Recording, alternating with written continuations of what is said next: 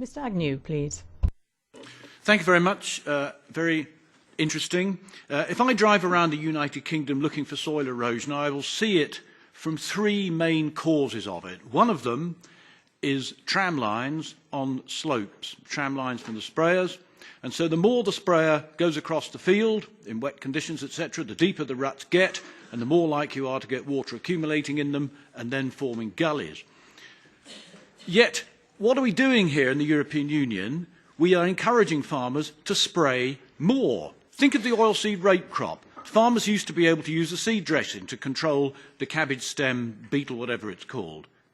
That didn't require any extra spraying. Now they're not allowed to have it, and so they have to spray this 3, 4, 5, 6 times, running over the crop frequently, putting in these ruts. So we're seeing, this is just one example of where the green lobby want one thing and yet deliver another.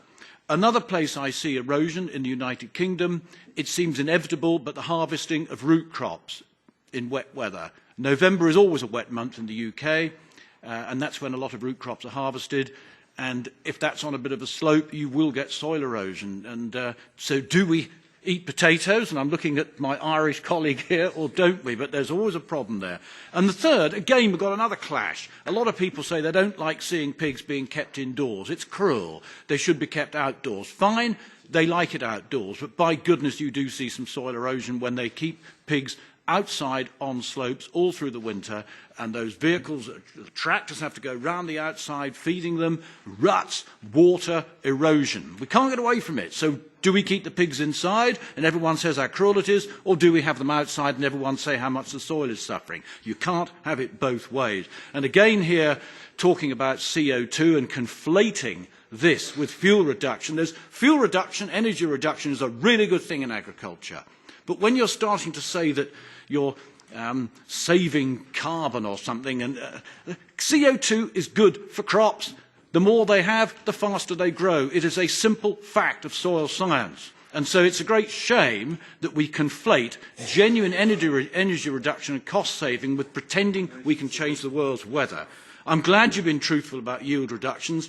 I'm a little bit surprised because if you leave a field for a long time, it will restructure itself. And you should then not get the risk of bad soil structure damage if you drive on the land when it's wet, etc. So I'm a little bit puzzled about that, but at least you've been truthful.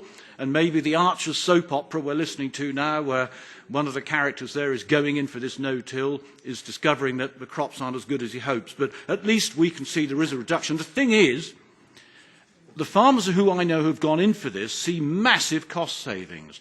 So if there is a little bit of a yield reduction, is that more than compensated for by the cost savings? And the example I can give is a 2,000-acre farmer, that's 800 hectares in your language, who took 800 horsepower out of his farming operation, which is quite impressive, and there must be some big savings there. Talking about min-till, it's really only relevant to combinable crops and not root crops. Glyphosate, well, you can't have it both ways again. If you're going to ban glyphosate in the European Union, forget about no-till. You can't have both. And organic farming, again, you've got to really face up to some difficult truths. Thank you. You have the floor, Mrs. Cooper. Okay, thank you, Mr. Chair. Thanks for all those questions. It certainly is a lot. I don't know if I can cover all of them, but Paul has touched on some as well. There's a few things that are sticking in my mind. One is the economic questions that and arguments that have sort of come up in some of the questioning. I think we did a bad job on explaining CA. If you think it's something that's going to necessarily cost farmers more money, Monsieur Ferrand said it was not economically feasible, and Monsieur Loiseau had said it was expensive to implement in France, which I'm disappointed to hear, because Mr. Agnew is right that most farmers I know in the UK that take up min-till and reduced till and conservation agriculture are doing it primarily for the cost savings in labour and energy use. And you're right also, even if the yield is a bit lower, their net profit is better. So that's I think the reason, in the UK at least, that's been the case. Not so in France maybe, eh? So that's interesting to hear. So of course the farmers won't take up practices unless there's an economic case for it. So But the ones that do take it up in the UK are doing it, I think, for economic reasons primarily. Are there any very brief... Mr. Agnew, please, just a very short question, because time is pressing. For a solution, I'm going to give him one.